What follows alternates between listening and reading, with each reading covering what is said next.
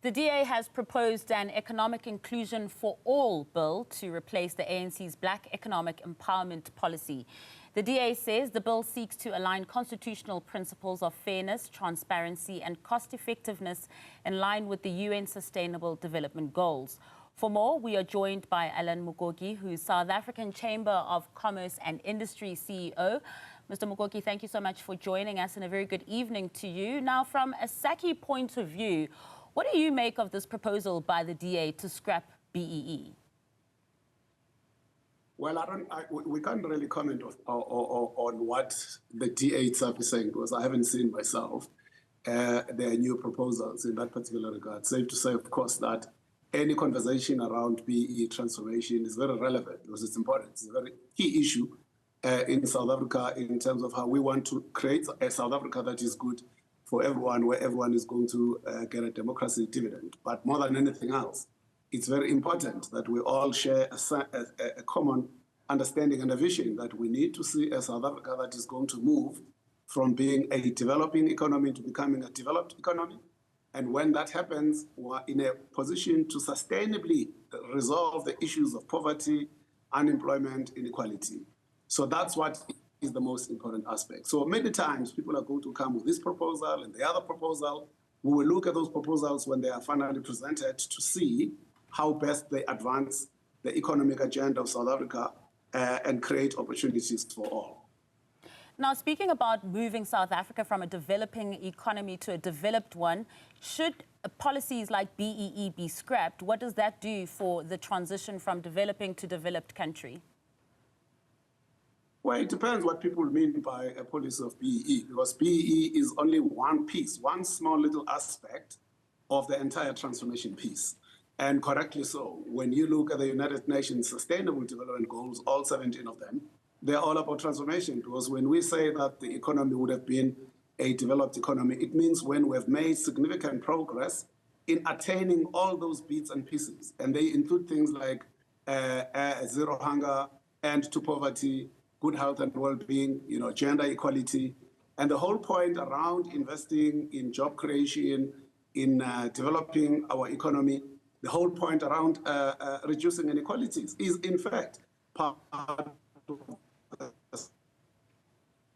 the 17 Sustainable Development Goals. So in achieving those things, but in the final analysis, they have to be achieved. And if you look at them, they are all transformational. So when you say BEE, you hear a lot of different interpretations from a whole range of different people. So the common interpretation is that when people say BEE, it means Black people went to ask for a piece of the equity in an established white company. Other people will come back to say to you, well, that's when the government decides they will allocate a portion of the business to those people who are the targeted group. None of those things are in themselves wrong. And sometimes people then conflict the idea of how the implementation has actually happened. For instance, there's been a lot of corruption in some of the deployment of some of these ideas, and then people want to throw the baby with the bathwater. Let me give an example. If you say, I want to start a project because I think there aren't enough women in mining and would like to see a huge component of women getting into mining, a significant cohort of women getting into mining, and then it turns out that other people are actually usurping that particular process to commit corruption.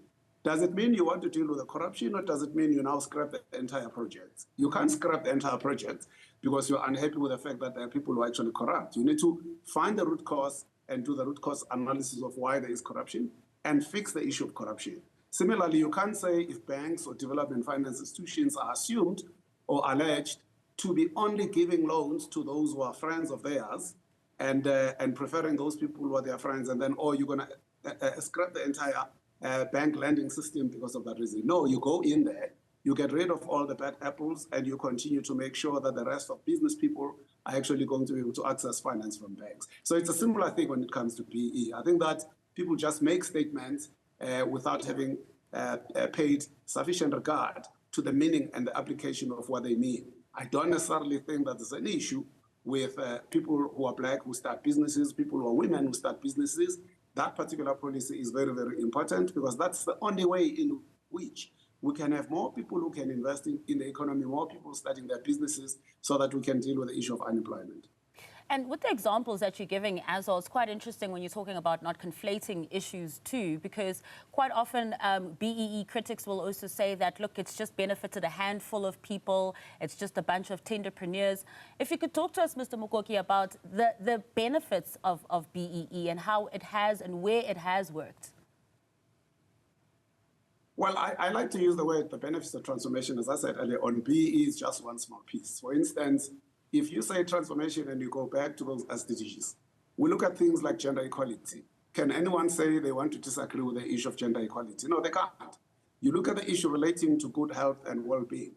That is transformational in its nature. Why is it transformational? Is that when you look at the development of the Human Development Index, and you're looking at things like the competencies and skills and education and kids being able to achieve and perform well in STEM subjects, the piece relating to health, how healthy they are, nutrition, the environment in which they come from a health point of view, is very significant. You are not necessarily going to take kids that are hungry, put them into classes where they are now supposed to deal with very complex material in mathematics and science, but they're actually hungry and they're not healthy. Some of these kids can't even see properly. No one knows that they cannot see. Some of these kids can't hear properly. No one actually knows that they cannot hear because no one has done the health piece to make sure that it's at a high quality so that the human is able to develop at a very high level. So that in itself is transformational. It contributes to economic development. So when people then only want to go and pick up one small little piece, they are actually doing disservice to transformation. Transformation, yes, also includes BEE. And if you do drive BEE correctly, it means, what does it mean? It means enabling a huge number of people or a significant number of people to have capital formation opportunities so that they themselves can be investors tomorrow, so that they themselves can actually be able to hire people and build industry and build manufacturing outfits and beneficiate our minerals and beneficiate our agri-produce. So you can't say that the principle in itself of BEE is wrong. The principle of BEE includes the empowerment of women. You can't say that in itself is wrong. We need an economy that is much more bigger. 65 million people, we should be having many, many, many entrepreneurs. And the reason you don't have them is because you've denied them the opportunity to be able to get into business, to have capital, to have the skills so that they can sustain those businesses in a long-term way. It's not a joke when you say you can't take people and put them into business and you don't actually give them the skills and you don't give them the experience.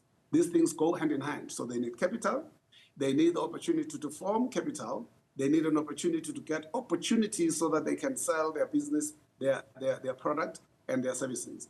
Those things are all related to economic development. For a very, very long time, I think one of the mistakes that we make, even us in business leadership, is to look at BEE as a garage buy. In other words, people don't wash a rented car. It's not my car, belongs to any one of the car hiring companies, so I'm not going to bother myself with it. Yet we fail to understand and answer the question. What do you think happens when we have millions of these black women with skills, with competencies, who have money? Isn't it logical that our own businesses that we have today are going to be 10 times, 20 times bigger than they are today, that our own shareholders are actually going to laugh all the way to the bank? Because it's a very important dimension in terms of the growth of the South African economy, that when you include people who were previously excluded, you're creating a new group of consumers. You're creating a new group of people who are going to go to the bank and ask for a credit card, a debit card, who are going to buy cars, want to buy houses. All that means excitement and an opportunity for businesses to grow. Mr. Mukoki, thank you so much for your time this evening. Really appreciate it. That is, of course, Alan Mukoki, who is the South African Chamber of Commerce and Industry CEO.